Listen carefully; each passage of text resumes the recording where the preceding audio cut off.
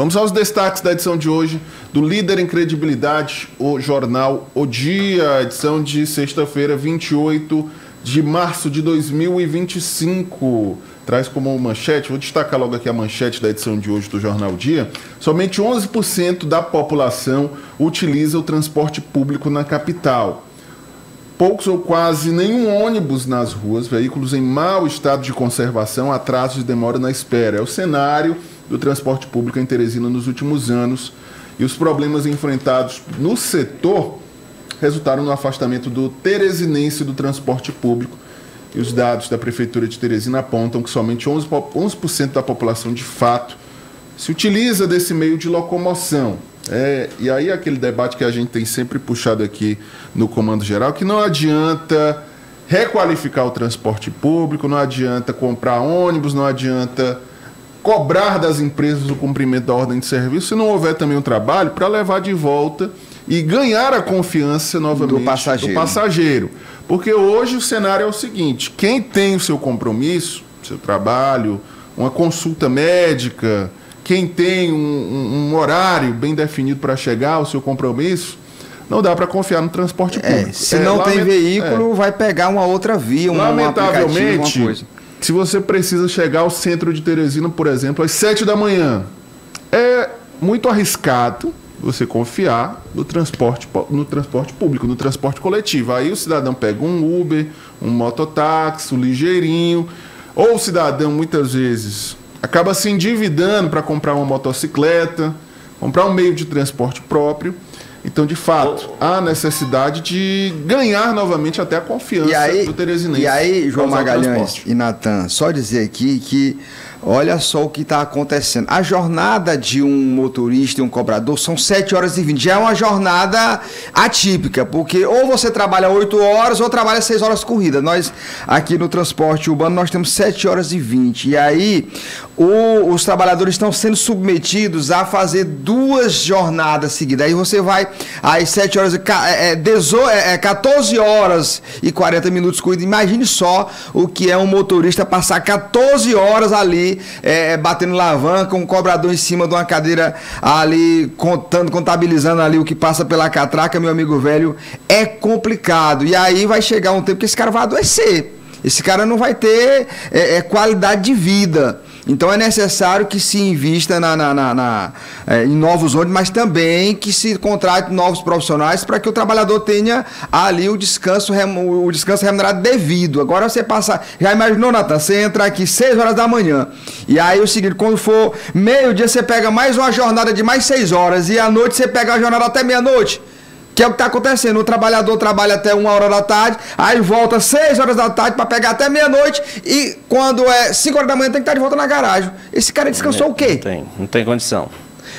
Só elogiar aqui, Natan, prestando atenção ali a foto, né, do seu Assis Fernandes, que traduz muito bem a manchete ali, já que somente 11% da população utiliza um transporte público de Teresina. E aí a gente tem aquela situação, né, poucas pessoas utilizam o transporte público porque elas não têm confiança no sistema, como bem disse o Natan.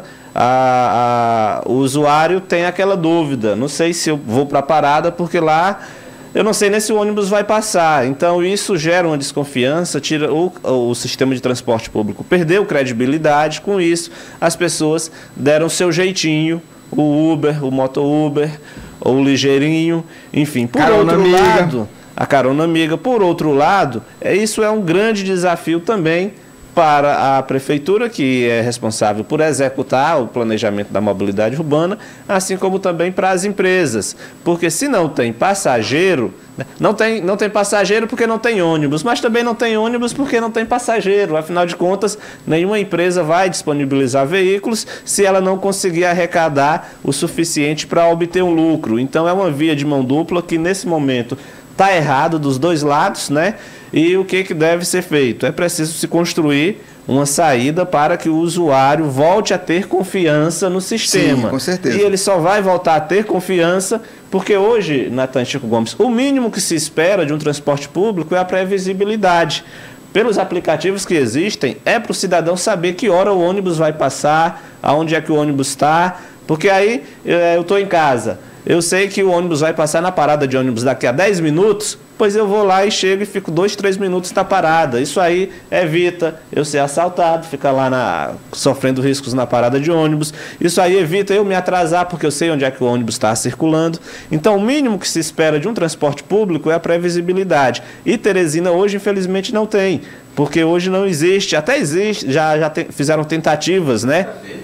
Já fizeram tentativas de aplicativos que mostravam onde o ônibus ia. Eu lembro que quando eu era usuário até baixei o aplicativo, mas ele não funcionava. Mas deixa eu lhe dizer, o aplicativo, ele de fato, ele ainda existe, só que ele não condiz com a realidade, ele dá a informação errada. Ora, o ônibus está a 2 quarteirões, você vai para a parada e espera meia hora, 40 minutos. Exatamente. E aí, em resumo, Magalhães, Natan e você de casa, isso só vai se resolver quando você tirar o CETUT da operação do transporte público e contratar uma empresa que tenha capacidade de operar o transporte público, que tenha compromisso com o usuário, que respeite o operador, que respeite o trabalhador. Olha, não é admissível que trabalhador esteja, e eu recebi essa informação de 3 empresas, 2 aqui na Zona Sul, sede lá na Zona Sul e uma na Zona Sudeste, que por qualquer motivo está chamando o trabalhador e ameaçando o trabalhador de demiti-lo por justa causa.